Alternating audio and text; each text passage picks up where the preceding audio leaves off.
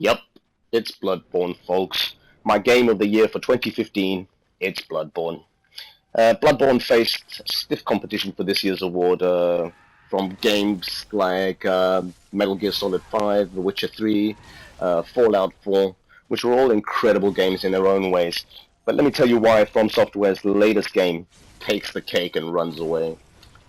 First up, The Witcher 3, I've just started playing about a week ago, so I can't technically put it in here, and since I haven't finished it and played it fully yet, and so yeah, that one's out of the bag. And Fallout 4, I currently own right in front of me, sitting on my game collection right there, but I haven't touched it yet because I've just started The Witcher, so it's going to take a while before I play both of those titles. So by default, both of those haven't won my award this year.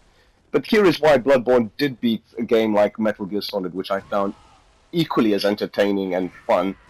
But for various reasons, I think Bloodborne just edged it out a tiny little bit. And those are three reasons why. The first reason is the multiplayer components of this game. When I say multiplayer, I don't only mean the co-op and the VS fighting against each other, scrapping like gentlemen, but I also do mean the multiplayer in terms of the community behind this game, and indeed the community behind the entire Soulsborne universe, if you want to call it that.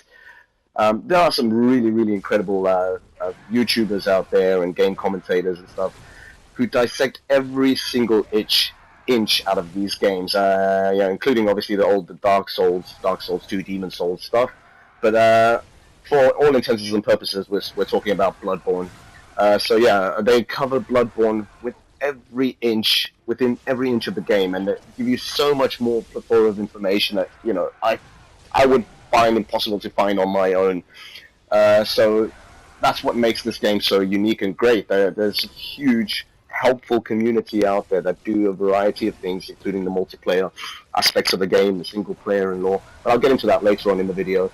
For now, multiplayer, as you saw earlier in the video when I was playing that other gentleman as well, who invaded my world, proceeded to bow, point me to the enemy to take care of the enemy in my own world, such that we could have such a gentlemanly scrap together without any influences outside. That's something really, really powerful to the game series as a whole. Is all these, even the invasions, people who are coming inside your world to fuck up your day, they will bow before they do so. What's not to like about that? It's really cool, and it was a cool fight as well. That's why I uploaded that fight.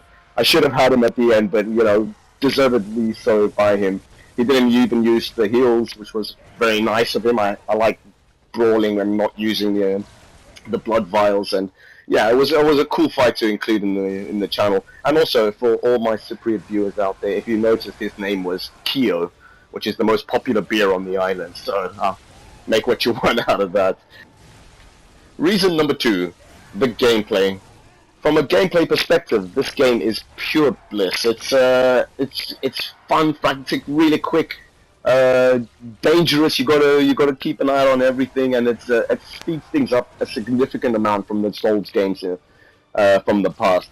With the removal of the shield and the addition of firearms, it's forced the players to get up and close and personal with a lot of the enemies rather than tanking away behind a massive shield, and it's changed the gameplay to such an extent that you'd think it wouldn't be as successful as something like Dark Souls.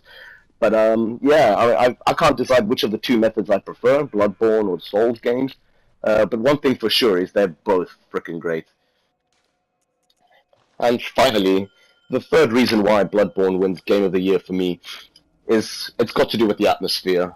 This is the most atmospheric game of the year by far out there. The world that they have built in this universe is just so dark, grim, gloomy, creepy. It's got a very Lovecraftian feel to it. There's also a lot of werewolf, Dracula kind of themes hanging in there. And it's, the game's not intended to be a horror game, but at times it does horror better than a lot of games out there. And it's truly amazing. And I'm going to end my segment here by chatting a bit about some of the community members who can explain into depth and detail about the atmosphere. And my two top favorites are, by far, it's going to be Epic Name Bro which I'll leave links below, and A German Spy, both which provide so much more additional insight, so to say, in the world of Bloodborne. Which reminds me, another one as well, which I forgot to mention in my notes here, is Vati Vidya, who's also a huge name in the community. So many great videos. I'll link to him as well in the comments, in the description box below. Yeah, there's also some other amazing Bloodborneites out there, such as Nelson Torres, who's one of my also personal favorites. He focuses mainly on the PvP and Fight Club sort of combats in the game, and he's got some incredible videos of that going on, as well as Pete Peterson, which I'll also include in there. And if you want to see some really truly crazy builds and fighting techniques, you should definitely check out one of my other favorites, whose name is Rai Dimitri. I think I'll post him in the comments below as well. Thanks for watching, and Happy New Year, mofos.